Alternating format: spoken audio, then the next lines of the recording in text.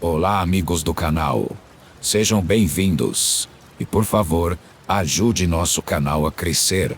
Curte, compartilhe e inscreva-se. Meu nome é Daniel Castilho. Sou de Honduras, mas atualmente vivo na Espanha há 1 ano.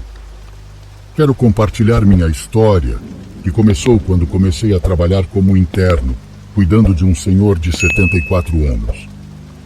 Deixe-me colocar vocês em contexto. O senhor tinha uma doença chamada acidente vascular cerebral, AVC, que ocorre devido à obstrução do fluxo sanguíneo em uma artéria, causando uma diminuição no suprimento de sangue para uma parte do cérebro. Por causa dessa condição, ele estava sempre deitado em uma cama, já que o lado direito do seu corpo estava paralisado. Quanto a mim, estudei enfermagem em Honduras, então me sentia preparado para cuidar dele. Meu trabalho consistia em estar disponível 24 horas por dia, 7 dias por semana, e foi assim por 6 meses sem maiores novidades. Porém, em uma noite tranquila, depois de tê-lo preparado para dormir, ele me disse: "Rapaz, ontem à noite eu te vi dormindo." Ele disse isso com um olhar e um sorriso macabro, de orelha a orelha, com os olhos bem abertos. Senti um arrepio percorrer todo o meu corpo, já que ele não podia se levantar da cama sozinho. Confuso e com um pouco de medo na voz, perguntei o que ele havia dito, e ele repetiu: "Ontem à noite eu te vi dormindo." Será que ele sonhou comigo devido ao tempo que passávamos juntos durante o dia? Respondi isso para tentar aliviar o ambiente, mas ele apenas fechou os olhos dizendo que estava com sono. Fiquei pensando o dia inteiro no que ele havia dito. Mais tarde, cansado de tanto pensar sem encontrar respostas, entrei no banheiro para tomar um banho e relaxar antes de dormir. Enquanto me banhava, ouvi um som, como se alguém estivesse batendo na porta com o dedo. Lentamente peguei minha toalha e me aproximei da porta do banheiro. Do outro lado, ouvi uma respiração lenta e rouca. Vale esclarecer que apenas o senhor e eu morávamos na casa. Senti tanto medo naquele momento que minha pele se arrepiou. Com dúvida, abri a porta, mas não havia ninguém. Caminhei até a porta do quarto do senhor e o encontrei roncando, dormindo profundamente. Simplesmente terminei meu banho e fui dormir. Alguns dias depois, ele me disse algo ainda mais inquietante. "Ontem você não conseguiu dormir, não é?" Isso me deixou paralisado. Nossos quartos eram bem afastados, e não havia como ele saber se eu tinha problemas para dormir. Afinal, ele nem deveria ser capaz de se aproximar do meu quarto. Para explicar melhor, vou descrever a casa. Há o quarto dele, depois o banheiro, a cozinha, a sala de estar, um escritório e, no final, o meu quarto. É um caminho longo e por isso eu dormia com a porta aberta, caso ele precisasse de algo durante a noite. Após alguns meses de trabalho, começaram os pesadelos. Eu acordava de madrugada suando frio, sentindo um olhar penetrante e o cheiro dos medicamentos dele. Quando abria os olhos, via uma sombra correndo, quase indistinta na escuridão, e o medo era suficiente para me paralisar. Obviamente eu não perguntava ao senhor sobre isso, porque, como já disse, era impossível que ele se levantasse sozinho. O mais estranho é que de manhã ele sempre dizia que me via dormindo, que estava me observando. Eu respondia que isso era impossível e tentava mudar de assunto, mas ele apenas me olhava fixamente com aquele sorriso e olhos que pareciam saltar das órbitas. Uma noite, as coisas se tornaram irracionais. Senti uma respiração na nuca e, ao abrir os olhos, o vi na minha cama, encolhido, me olhando fixamente. "Antônio, o que está fazendo aqui?" perguntei. Ele não respondeu, apenas se levantou lentamente, saiu do meu quarto e, ao cruzar a porta, soltou uma risada que me deixou petrificado. Fiquei tão assustado que comecei a ter uma crise. Desde então, minha saúde mental começou a decair. Eu acordava cansado, com dores de cabeça e um enorme peso emocional. Passava os dias sentindo-me preso. Quando saía da casa nas minhas horas livres, era como se estivesse sendo libertado de uma grande carga. O senhor faleceu há 2 semanas de um infarto, e embora meu trabalho tenha terminado, a família me permitiu ficar na casa por 3 dias enquanto eu procurava um lugar para alugar. Durante esses dias, apesar de Antônio não estar mais entre nós, continuei ouvindo coisas estranhas, portas estralando sem parar, sussurros no meu quarto e a mesma respiração na nuca. Na última noite antes de deixar aquela casa, ouvi a mesma voz dizendo: "Agora estarei com você." Não sei se tudo isso é um trauma ou algo mais. Atualmente trabalho com outro senhor, mas continuo sentindo uma presença na casa, como se alguém me observasse. Já tentei fazer limpezas espirituais, mas ainda sinto essa energia sombria que emanava dele. Espero que isso não vá mais longe, porque sinto que meu caráter é muito fraco para resistir.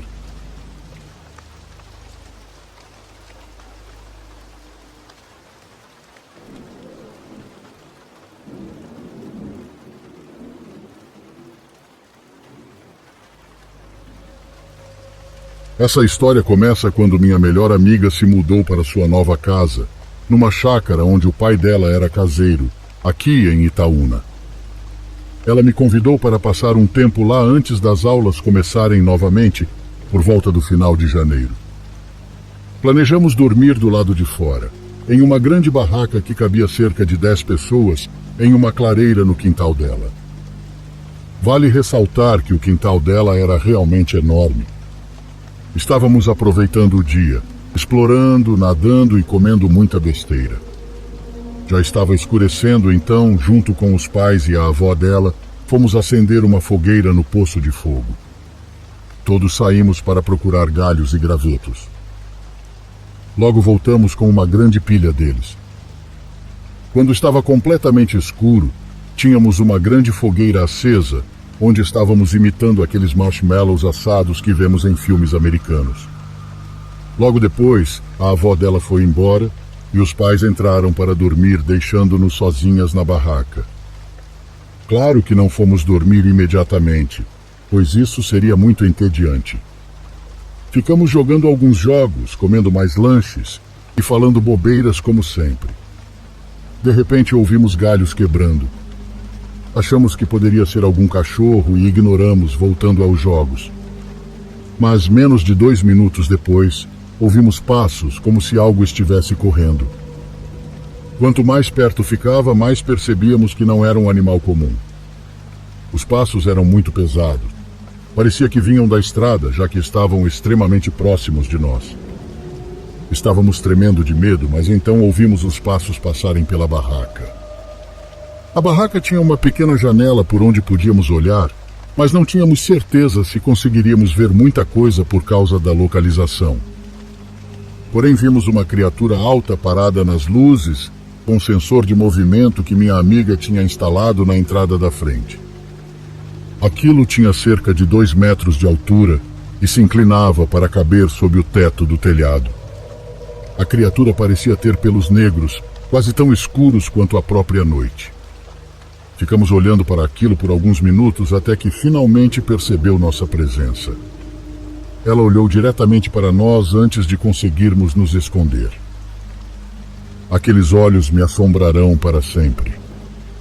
Eram azul brilhantes, como se estivéssemos olhando para um céu aberto. A criatura notou nossa presença, mas ao invés de correr em nossa direção, começou a correr na direção da estrada. Estávamos aterrorizadas e planejamos voltar para dentro de casa, mas não fomos imediatamente, pois ainda estávamos apavoradas. Esperamos 1h30 até termos certeza de que seria seguro. Entramos, cobrimos a janela e tentamos dormir. Não contamos nada, nem acordamos os pais dela, porque sabíamos que provavelmente não acreditariam na nossa história. Esperamos até a manhã seguinte, e como esperado, eles não acreditaram em nenhuma palavra. Fiquei aliviada por ter planos com meu irmão naquele dia, assim não precisaria correr o risco de encontrar aquela criatura novamente. Porém, apenas 1 semana depois, Minha amiga viu os mesmos olhos azul brilhantes a observando através da janela do quarto. Não me importo se alguém acredita nesta história ou não. O que eu sei é que o mundo não é exatamente o que você espera. O que posso dizer? Só saiba que você pode não acreditar em coisas como essa até que finalmente aconteça com você. Obrigada por ouvir.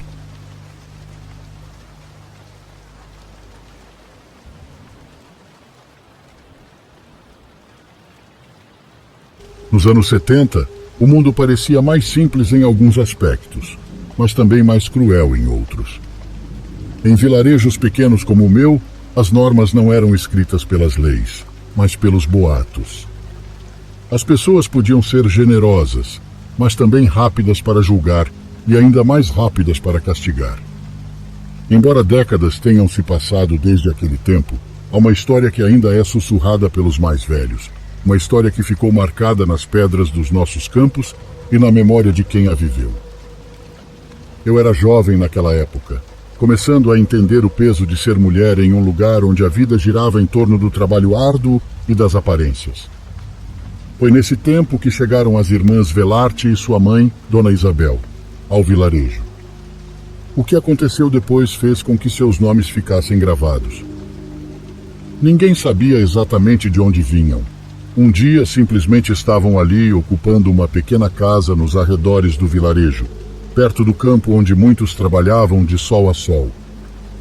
A casa era velha, com paredes desgastadas pelo tempo e um telhado que parecia prestes a desabar.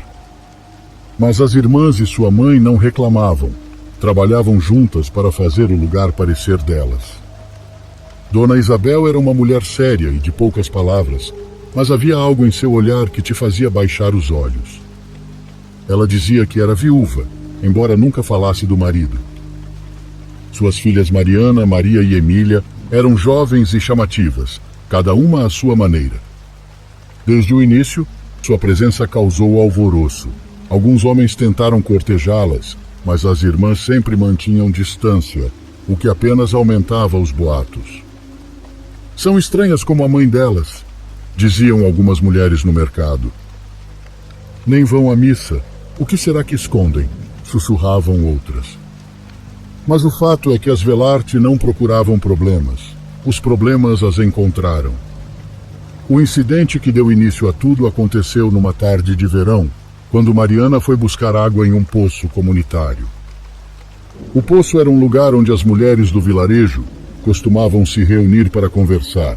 Mas naquela tarde estava vazio, exceto por Juliano, um homem conhecido pelo temperamento agressivo e pelo gosto por bebidas alcoólicas. Que sorte te encontrar sozinha. Mariana o ignorou e começou a encher seu jarro, mas ele se aproximou mais. Não seja chata, menina. Só quero conversar um pouco com você. Antes que pudesse tocá-la, Mariana se virou e o olhou diretamente nos olhos. O que aconteceu depois é difícil de explicar, mas Juliano recuou murmurando algo incompreensível. Ele cambaleou como se tivesse perdido o equilíbrio e então saiu correndo, deixando Mariana sozinha.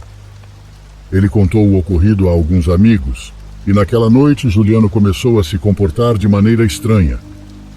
Ele dizia ouvir vozes chamando seu nome, mesmo estando sozinho. Não conseguia dormir. E seus vizinhos afirmavam ouvi-lo gritar no meio da noite. Em menos de uma semana ele perdeu a sanidade e sua família o enviou para outro vilarejo em busca de ajuda. O caso de Juliano não passou despercebido. Embora ninguém pudesse provar nada, muitos começaram a suspeitar das irmãs Velarte. Os boatos cresceram, alimentando o mistério em torno da família. Alguns lembravam de Dona Isabel colhendo ervas ao amanhecer, enquanto outros juravam ter visto luzes estranhas perto da casa delas à noite. Com certeza são bruxas, disse certa vez Dona Helena, a parteira.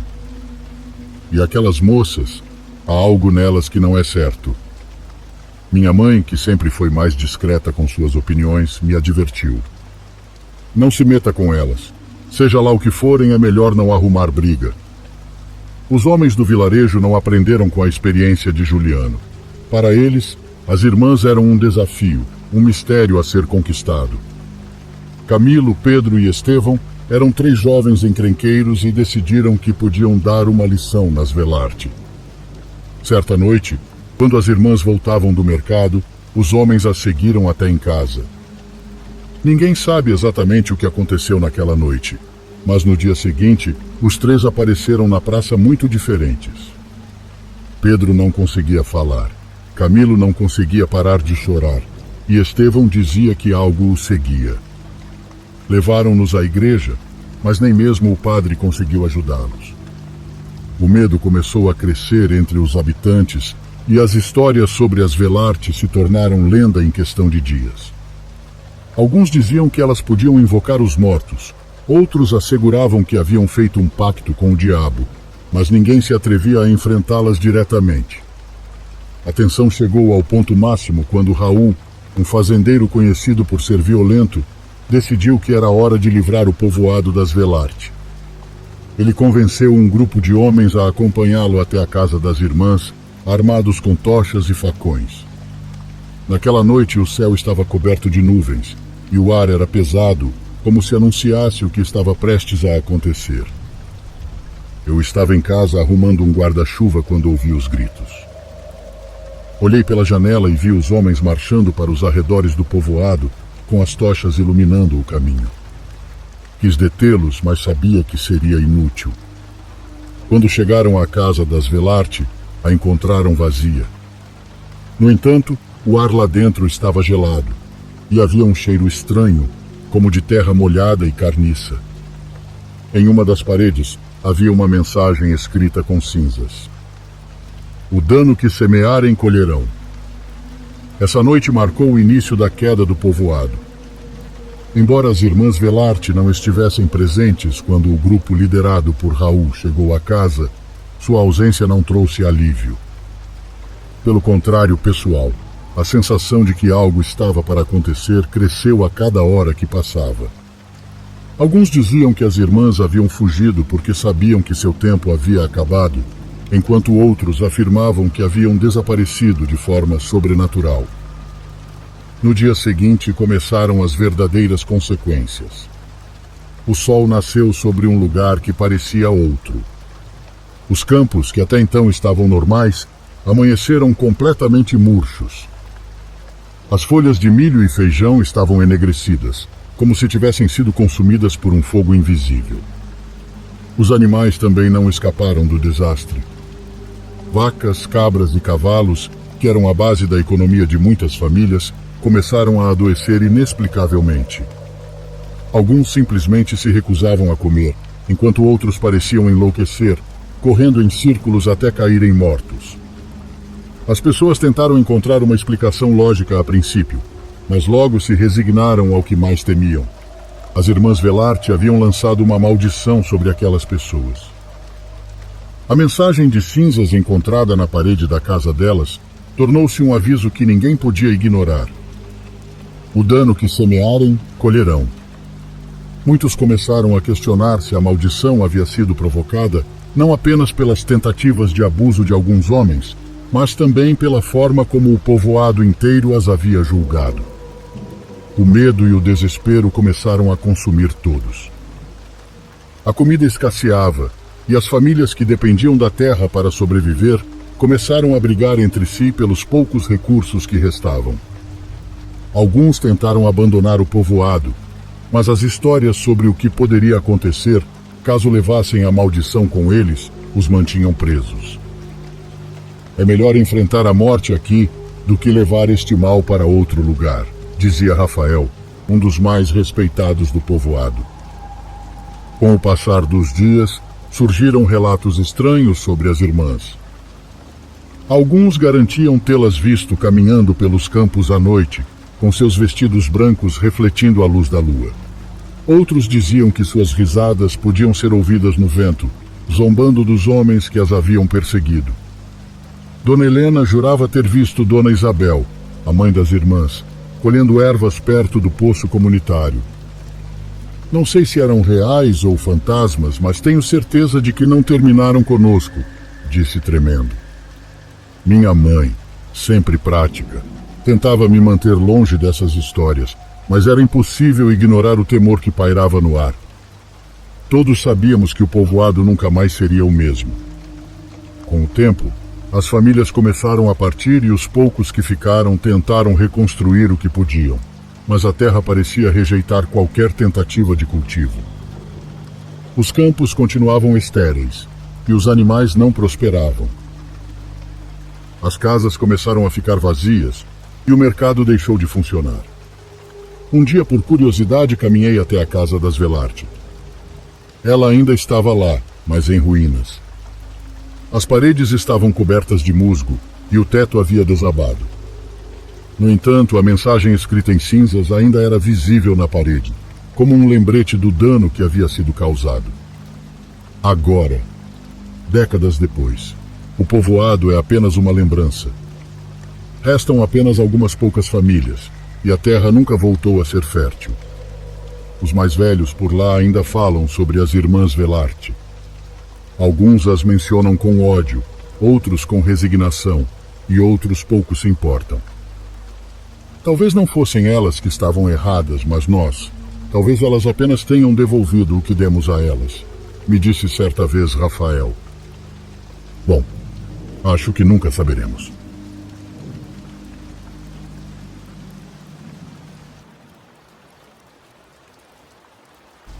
Tive uma experiência daquelas que você não acredita que acontecem. Assim tão clara, bem na sua frente. Isso me aconteceu quando eu estava fazendo meu estágio profissional da Faculdade de Medicina. Foi no ano de 2005, graças à minha mãe, que era enfermeira em uma unidade grande da Santa Casa, que prefiro não mencionar, mas que fica no estado de São Paulo. Fiquei sob a supervisão de uma amiga dela, que trabalhava na área do necrotério. Essa pessoa era uma mulher séria, rigorosa em relação aos procedimentos do trabalho, mas um amor de pessoa. Naquela época, ela tinha 52 anos e me aceitou, aproveitando que um funcionário dela tinha acabado de se transferir para uma instalação privada. Trabalhei com ela aprendendo de tudo por 3 meses, e deixem-me dizer que, apesar de eu estar no turno da noite com ela, ficávamos sozinhos naquele andar, o subsolo, por assim dizer. Apesar de sim, eu sentir medo, nunca aconteceu nada. Mas isso mudou em uma noite. Tudo aconteceu quando, certa noite, ela saiu para resolver alguns trâmites. Não me lembro qual. Naquela noite não tínhamos mais nenhum outro funcionário conosco, então, sem problema, ela me deixou responsável. Não tínhamos mais nada para fazer. Assim, se eu quisesse, poderia até dormir um pouco. Mas decidi ir à cafeteria. Jantei, voltei depois de um tempo e entrei em uma sala como de espera, antes das portas principais. Antes de abrir, eu sempre tinha o hábito de espiar pela janelinha que dava para outra pequena sala, ainda antes da área onde ficam as mesas de aço. E foi aí que vi algo que sinceramente pensei que fosse minha imaginação. Essa foi a primeira coisa que me veio à mente, porque era impossível que fosse verdade. Pela janelinha, vi como uma prancheta, daquelas que usamos para apoiar as folhas e escrever, estava flutuando a cerca de 1 metro acima da mesa. Fiquei olhando sem conseguir abrir a porta por causa do choque. Depois de alguns segundos, reagi e abri a porta. Percebi que não estava imaginando porque, ao entrar, aquela prancheta caiu no chão. Não a levantei. Foi real o que vi, e então saí da sala. Fui caminhar até a cafeteria. Preparei um café mais forte que o normal. Na verdade, estava apenas ganhando tempo porque aquilo que vi me assustou. E sem saber a que horas minha chefe voltaria, voltei ao necrotério pensando que talvez nada tivesse acontecido. Talvez, quem sabe, eu tivesse imaginado tudo. Embora tenha sido tão claro, não podia ignorar o que aconteceu. Ao entrar novamente e ver que, de fato, aquela prancheta ainda estava no chão, a peguei e coloquei de volta no lugar. Nesse momento, lá nos fundos, onde minha chefe tinha deixado tudo apagado e onde estavam as mesas de aço, justamente onde ela havia deixado um corpo coberto, mas sem nenhuma luz acesa, ouvi passos descalços caminhando lentamente. Depois, ouvi a mesa de aço rangendo, como quando colocávamos um corpo e o peso fazia barulho. Saí de novo, não quis nem espiar. Na verdade, nem olhei para a escuridão porque sabia que não havia ninguém mais ali. Minha chefe nunca andava pelo necrotério no escuro, muito menos descalça e subindo nas mesas de aço. Ao sair, já tremendo de medo, percebi que aquilo significava exatamente o que vocês estão imaginando, que aquela pessoa, uma mulher nesse caso, estava andando. Assim como estou dizendo, foi o que aconteceu. O que mais poderia ser? Não é como se eu quisesse imaginar isso. Além disso, o som da mesa rangendo era inconfundível. Eu estava justamente no elevador, no primeiro andar, esperando caso minha chefe chegasse. Foram 10 minutos até que ela voltou. Quando me viu sentado perto do elevador, ela me perguntou se tinha acontecido algo. Além disso, acho que minha expressão não transmitia felicidade.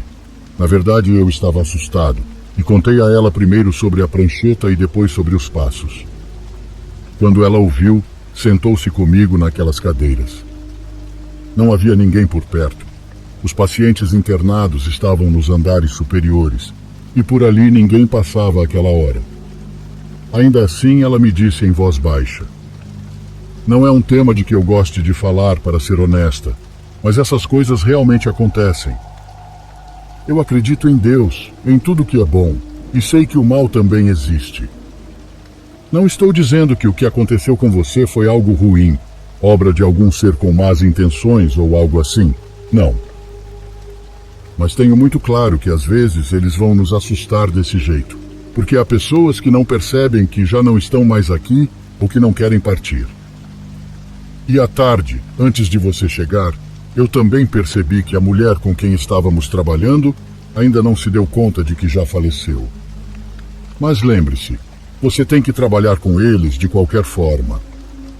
Nós somos os últimos contatos antes do velório deles, se é que terão um. Por mais que nos assustem, é parte do trabalho, Eric." Isso não me tranquilizou. Ela parecia assustada ao me contar, mas parecia que não tinha escolha. E ela tinha razão. Não era por isso que deixaríamos de trabalhar. Ela pediu que descêssemos, mesmo sabendo que eu estava com medo, porque trabalho é trabalho. Ao chegar, ela espiou pela janelinha da porta. Depois de passar pela outra porta, me disse que, novamente, a tábua estava flutuando. Disse que o que eu havia contado nunca tinha acontecido com ela antes, de ver algo assim suspenso no ar. Ela abriu a porta, e aconteceu exatamente o mesmo que aconteceu comigo. Ao abrir, ouvimos a tábua bater no chão.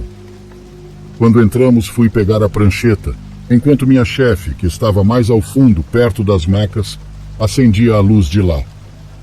Então, apenas fiquei paralisado, de costas para a doutora, ouvindo ela dizer baixinho para alguém: "Amanhã sua família vem." Depois disso, ouvi o som da maca ranger novamente.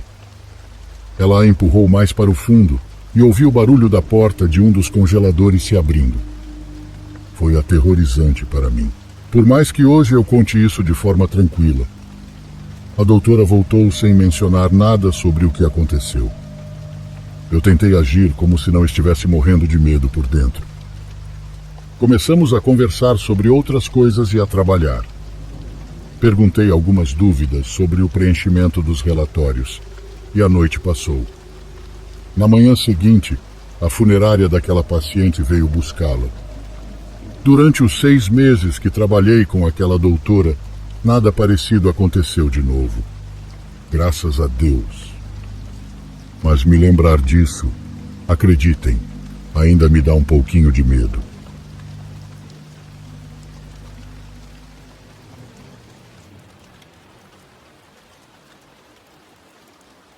Eu estava em casa com minha cachorra Hazel. Era uma noite normal, eu já tinha saído do trabalho e estava apenas tentando aproveitar as poucas horas antes de dormir. Estava assistindo TV e comendo alguns petiscos, quando Hazel se levantou e foi até a porta dos fundos querendo sair. Levantei-me e a deixei sair para fazer suas necessidades. Meu quintal é pequeno e cercado, então nunca precisei realmente ficar de olho nela. Normalmente ela ficava lá fora por um tempo, farejando o ambiente.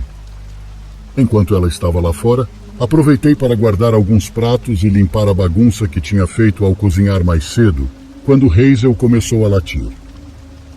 Ela gostava de latir para o nada e coisas do tipo, mas depois de alguns segundos, ela ainda não tinha parado.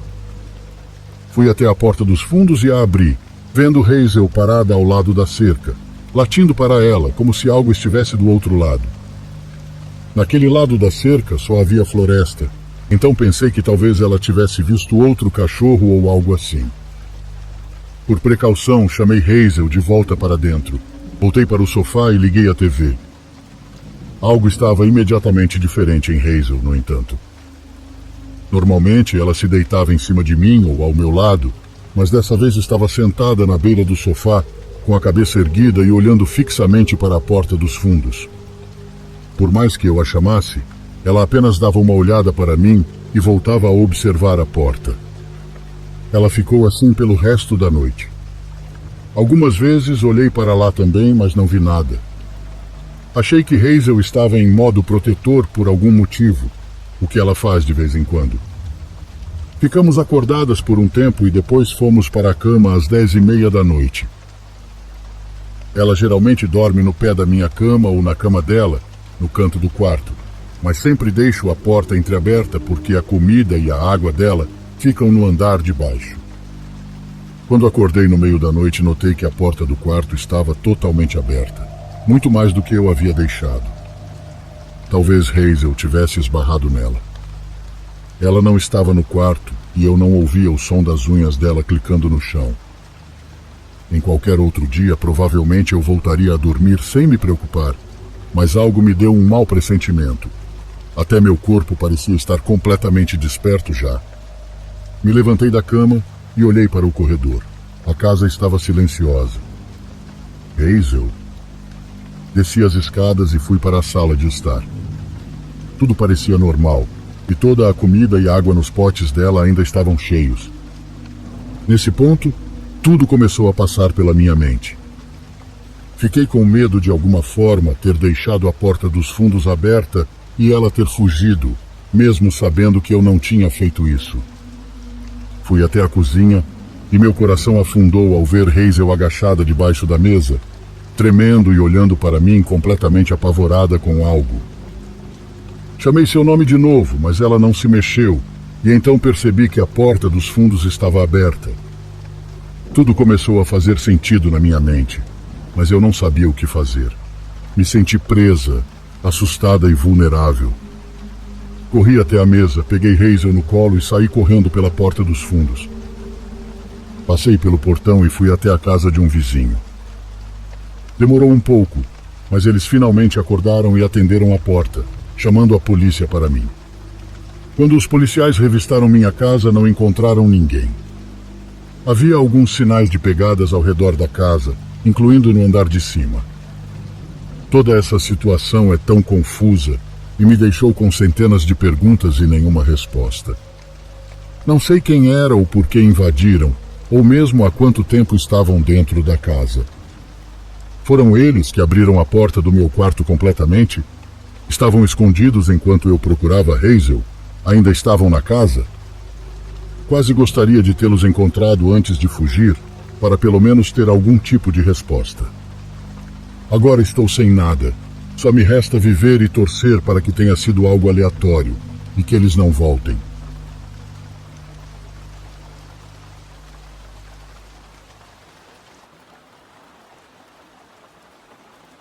Sempre me fascinava ouvir as histórias do meu bisavô. Sentado na sua velha cadeira de fio na varanda da casa, suas narrativas não eram apenas emocionantes, mas também traziam um ar de advertência, como se ele quisesse que eu aprendesse algo com os erros do passado. Houve uma história em especial que ele contou, uma que sempre me deixava arrepiado. Era a história do Rio Escondido, um lugar do qual muitos no sul de Minas preferiam não falar. Meu bisavô sempre começava com as mesmas palavras. Há coisas, filho, que é melhor deixar em paz. Há lugares que deveriam permanecer esquecidos. O que se seguiu foi um relato que misturava ambição, medo e um destino que parecia inevitável. Tudo começou nos anos 70. Naquela época, o vilarejo era ainda menor e dependia completamente da agricultura. No entanto, as terras já não produziam como antes.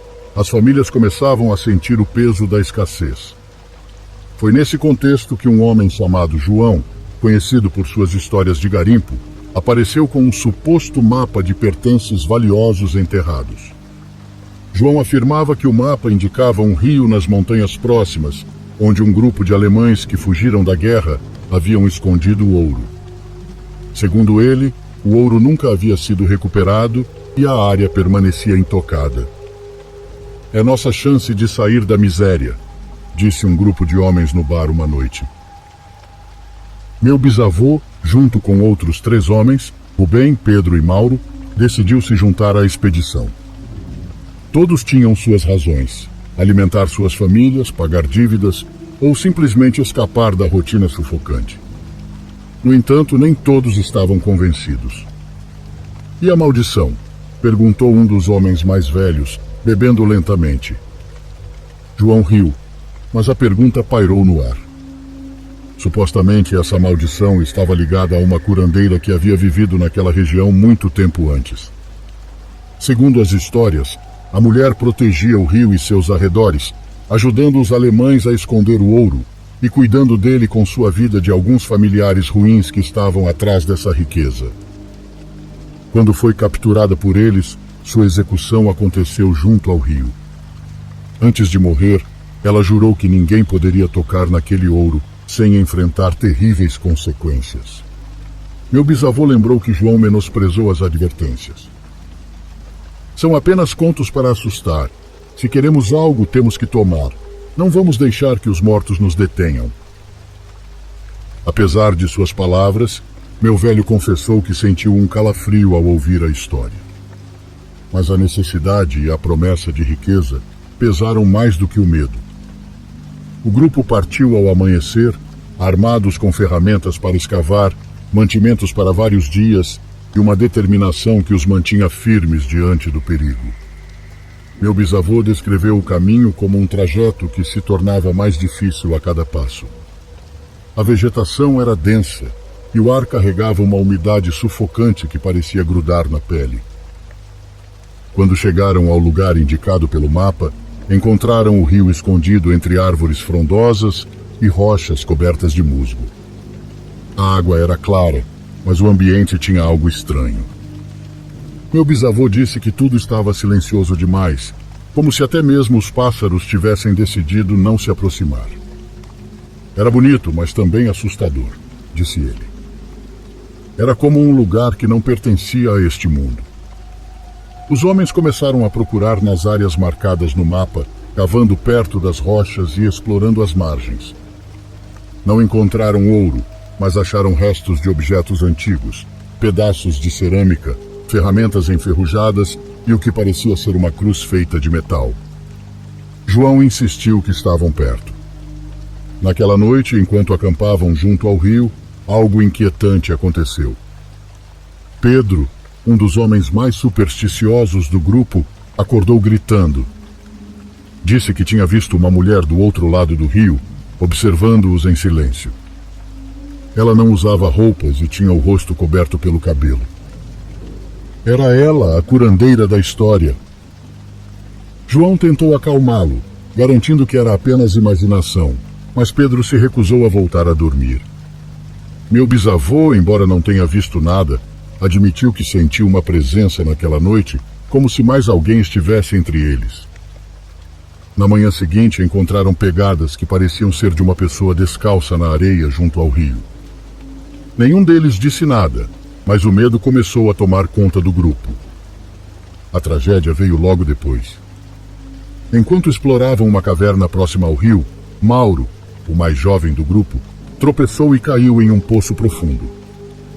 Os outros tentaram resgatá-lo, mas as paredes eram muito escorregadias e a água no fundo era escura e gelada. Quando finalmente conseguiram tirá-lo, já era tarde demais. Meu bisavô disse que o mais estranho não foi a queda, mas a expressão de Mauro quando o encontraram. Seu rosto estava congelado em uma cara de terror, como se tivesse visto algo horrível antes de morrer. Não foi um acidente, disse Pedro. Foi a maldição. João, porém, insistiu em continuar. Havia muito em jogo para desistir. Quando o grupo finalmente decidiu voltar ao vilarejo, levaram consigo não apenas o peso da perda de Mauro, mas também um medo que não conseguiam expressar. Embora não tenham encontrado o ouro, meu bisavô me disse que sentiram que o rio os havia marcado de alguma forma, como se tivessem cruzado um limite que jamais deveriam ter ultrapassado. João e Pedro começaram a sofrer pesadelos recorrentes. Pedro, que tinha visto a figura da curandeira, faleceu uma semana depois de voltar ao vilarejo. Foi encontrado em sua cama com os olhos abertos e uma expressão de pânico que lembrava a de Mauro. Meu bisavô dizia que, quando retornaram ao vilarejo, pensaram que o pior já havia passado. Haviam perdido Mauro, mas ainda podiam culpar o terreno perigoso e a falta de preparação. No entanto, os dias seguintes mostraram que o que haviam deixado nas montanhas não ficaria lá. Algo havia seguido os homens, algo que não podia ser visto ou explicado. Pedro, como eu disse, foi o primeiro a mostrar sinais de que algo estava errado. Desde o dia em que voltou ao vilarejo, ele se trancou em casa e evitava falar com os outros. Seus vizinhos diziam que o ouviam murmurar à noite, como se estivesse tendo longas conversas com alguém. Quando sua esposa perguntava com quem ele estava falando, ele apenas respondia que estava tentando convencê-la a deixá-los em paz. É a mulher do rio, dizia sua esposa com os olhos fundos. Ela não vai embora até que paguemos. Minha mãe tentou visitá-lo uma tarde, preocupada com seu estado, mas Pedro se recusou a abrir a porta. Uns dias depois, sua esposa o encontrou morto na cama. Não havia sinais de violência ou indícios de doença. Ele simplesmente havia parado de respirar. O que perturbou a todos foi a expressão em seu rosto, os olhos abertos, como se estivessem olhando para algo aterrorizante, e a boca ligeiramente aberta, congelada em um grito. A notícia da morte de Pedro se espalhou rapidamente. Alguns atribuíram ao estresse ou ao remorso, mas outros começaram a falar sobre a maldição. A esposa de Pedro, aterrorizada, abandonou o lugar pouco depois, deixando sua casa vazia. Desde então, diziam que as janelas se abriam sozinhas nas noites. João, que havia liderado a expedição, também começou a mostrar sinais de deterioração. Ao contrário de Pedro, que se isolou, João se apegou ainda mais à sua obsessão pelo ouro. Apesar dos acidentes e das mortes, ele estava convencido de que o tesouro ainda estava lá, esperando para ser reclamado por alguém. Nada disso é culpa do rio, disse ao meu bisavô durante uma conversa no bar. É simplesmente o medo que está nos destruindo, mas eu não tenho medo. Vou voltar lá e encontrar esse ouro. Meu velho pediu que ele abandonasse a ideia e deixasse o rio e sua maldição no passado. Contudo, João não quis ouvir. Começou a reunir outro grupo de homens para uma segunda expedição, mas ninguém aceitou acompanhá-lo. Os rumores sobre a maldição já haviam se espalhado e ninguém queria se arriscar. Uma noite, enquanto caminhava por sua casa, João afirmou ter visto uma mulher do outro lado da rua. Segundo ele, era uma mulher completamente nua parada sob a luz de um lampião. Não podia ver seu rosto, mas sabia que ela o estava observando. Não estou louco, disse ao meu bisavô no dia seguinte. Ela está me seguindo, mas não vai me deter. Enquanto João tentava ignorar o que estava acontecendo, o restante do vilarejo começou a experimentar pequenos infortúnios.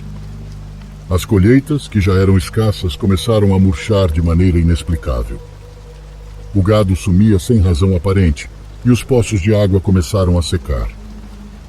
As pessoas murmuravam que a maldição do rio não estava apenas afetando os homens que participaram da expedição, mas também todo o lugar. É culpa deles, diziam alguns, apontando para a casa do meu bisavô e a de João. Meu bisavô sempre dizia que essa era a parte mais difícil, viver com o olhar de desconfiança de seus vizinhos, sabendo que talvez, de alguma forma, eles estivessem certos. A tragédia voltou a atingir quando João foi encontrado morto em sua casa. Foi sua irmã quem o descobriu após vários dias sem notícias dele. A cena era inquietante. Ele estava sentado em sua escrivaninha com a cabeça apoiada sobre um mapa do rio. Havia velas acesas ao redor e uma garrafa de caninha quase vazia sobre a mesa. Assim como Pedro, seu rosto estava marcado por uma expressão de terror, como se tivesse visto algo em seus últimos momentos que o paralisou. Contudo, ao contrário de Pedro, havia algo mais. Sobre o mapa havia marcas de água, como se alguém tivesse derramado um pouco sobre o papel. Meu bisavô me disse que essa parte sempre parecia impossível, já que ninguém havia estado naquela casa desde que João se trancou lá. A morte dele selou o destino da história para o vilarejo. Não restava sequer uma dúvida de que a maldição era real. Meu velhinho nunca mais falou sobre o rio após a morte de João. Embora continuasse a viver por lá, evitava qualquer conversa sobre o que havia ocorrido. Segundo ele, o melhor que poderia fazer era manter a lembrança viva como um aviso para que ninguém mais cometesse o mesmo erro. Como eu disse, meu filho, algumas coisas é melhor deixar enterradas tanto na terra quanto na nossa memória, ele me dizia. Contudo, sempre senti que havia algo mais em sua história, algo que ele nunca me contou completamente. Meu bisavô faleceu há mais de 15 anos, mas essa história está gravada em minha memória e a conto sempre que tenho oportunidade.